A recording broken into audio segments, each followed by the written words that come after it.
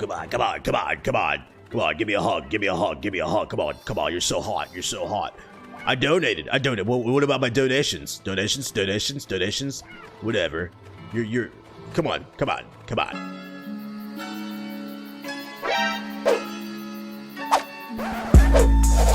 A couple weeks ago, not even a week, like a week ago, I finished beating Trials of Mana. Let me bring up my notes for this game. Trials of Mana is an RPG from the Super Nintendo era.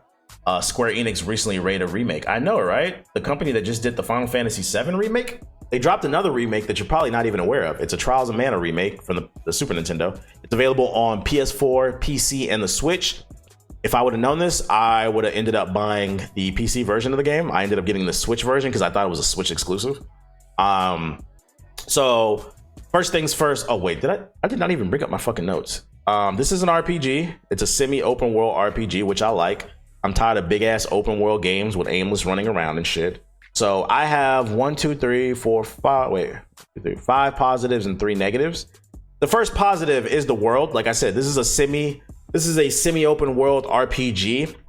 Basically, it's like you travel to a lot of different locations and they have like big hub worlds, and it gives you just enough to explore, but you never really get lost, if that makes sense. And then this is what I want to see more in the next era of gaming for PS5 and the Xbox Series X. I'm tired of big ass open world games. As much as I love Assassin's Creed Odyssey, they could have shrunk that fucking world down. I don't want a super linear game, but I don't want a super big ass open world. Just give me a little something to wiggle with. So the world is big. It has a bunch of different hub worlds that you can explore. It's colorful. There's a bunch of different enemy types. I just enjoyed the world of the game. The story though, it's okay. Kind of just the story is your traditional video game story. The plot serves for you to get from point A to B basically, but it's not going to be it's not going to be nothing mind-blowing. It's not going to be like The Last of Us 1 where it's like, yo, this motherfucker, this shit's going there.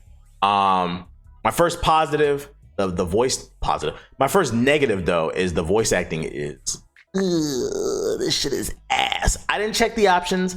I don't know if there is an option for Japanese subtitles, but if there is, I definitely think that you should use them. I can't believe I'm saying that because, you know, I'm usually a dub guy, but fucking the dub on this is really fucking bad. I mean, like late 80s, 90s, like anime bad. Like, because a lot of times when people say that dubbed anime is bad, I feel like they're referencing old ass anime from the early 2000s, in the 90s and shit. If you watch modern dubbed anime from the Funimation app, a lot of that shit is good in my opinion. At least it's bearable to me. I really don't give a fuck.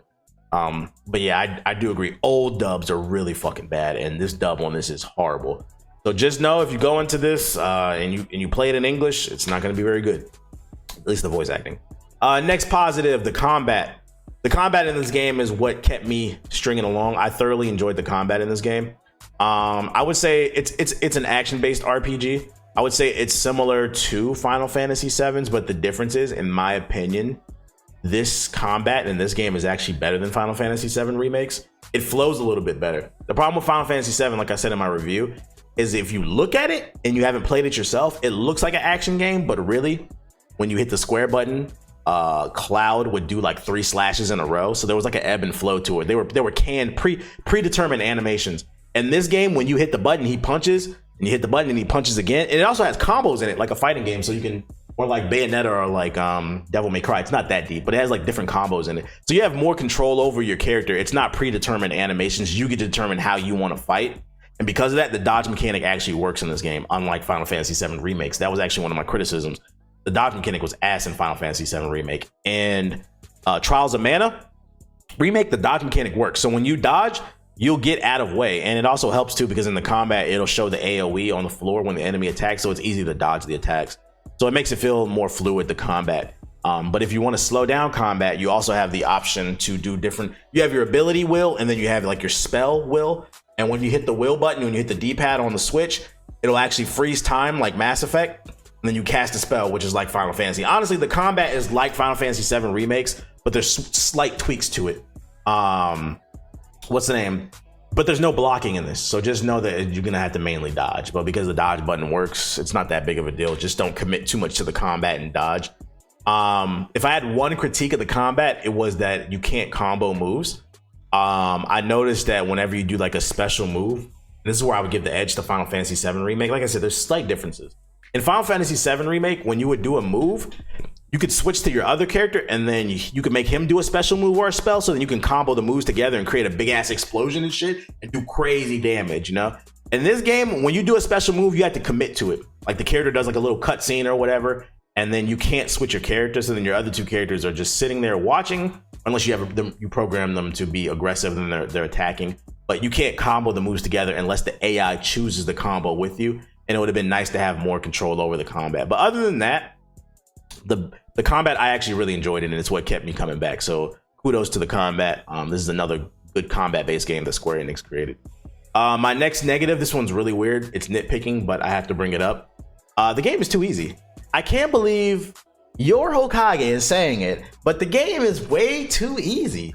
I actually beat this game on hard. I had to put this game on hard because like a couple hours into it, I was just like running through it, and like people in the chat told me that the game is too easy. You should put the difficulty on hard, and I didn't believe them because you know the chat be trolling and shit. I have no reason to believe you guys. I have to see things for myself. And also it's also hard to determine what's easy and what's hard because we all have different skill levels and everything. But I actually agreed with them. The game was actually too easy for me. So I actually ended up putting it on hard to give myself a decent challenge. And honestly, if you decide to pick up this game, which by the way, I forgot to say at the beginning, I do recommend this game. If you decide to pick it up, I would say just automatically put it on hard because hard feels like normal, to be honest. So that's one critique I had for it. I don't understand why the game is so easy. Third positive, there are several characters to pick. I forgot how many. I think there's like 4 or 5. Don't quote me on that. But there's a bunch of you can't create your own character in the story. There's predetermined characters, but each character has like its own. There's a main story, but each character has its own like unique take on the story. Think like Sonic Adventure in Sonic Adventure 2, if you remember. There was a main story with Sonic, but then you also had like Tails' story, which played into the main story, but you got to see what he was doing when Sonic was doing a certain other thing. It's like each character attacks the story at a certain angle, which gives you more content. So I forgot to put this on the notes, but I guess that's another positive. That means it has a lot of replayability because each story has a unique aspect to it. So yeah, I would actually add replayability on there, and there's several different characters and they all have different fighting styles and different ways of speaking in stories and stuff like that. So there's several characters as well as that which gives it replayability. And then there's customization. That was another positive I had. The skill trees are really deep in this, lots of different abilities, you know, RPG. You level up, you get skill points, you skill it, you can customize your character how you see it. My last negative is there was one point in the story, like halfway through the game. So like there's each character, there's 4 levels, right? In the main story, there's post-game content, which I'll get into. In the main story, there's 3 levels. You can only get the 4th level after you complete the main storyline. In order to upgrade when you reach a new level, you get new abilities and new spells and new attacks and stuff like that. But in order to reach that new level, you had to find special items in the game. And the only way you could find those special items they were random drops by enemies. And what made it really annoying is you technically unlocked, let's say you went from class 1 to class 2, you technically would unlock class 2 at like level 38. I remember that in the lava area. But then when I tried to activate the crystal to activate level 2, it was like, no, you need to find the special item. So it's like you unlock access to it, but you have to get the key to unlock it too. It's a 2-step thing, and it made it really annoying because it's not really story based. It's kind of like you're just fighting enemies in the world, and the enemy will randomly drop it, and you won't know until you go to the damn hotel, put the seed in the damn plant, and hope it fucking sprouts up. It's annoying. It was a really annoying way to progress the story, the character strength and stuff like that. I didn't like the fact that you needed a special item to unlock a new class, and then it was randomly dropped. That was stupid. I didn't like that. And last but not least, the last positive I have is this game has post-game content. So after you beat the main storyline, there's another story which it unlocks class 4, which gives you even more powerful abilities, which is really dope.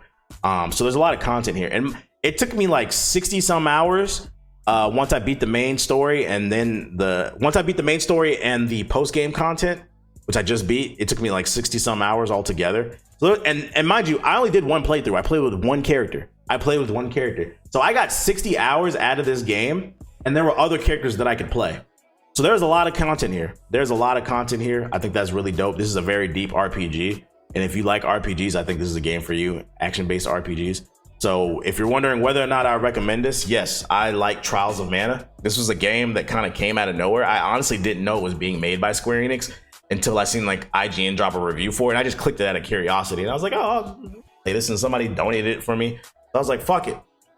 Let's run it. I enjoyed it. Do I think it's worth the $60?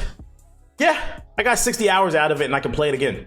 And get a different story. So absolutely, there's a lot of content here. If you like RPGs and you just want to find a game where you can get lost in the world, go for it.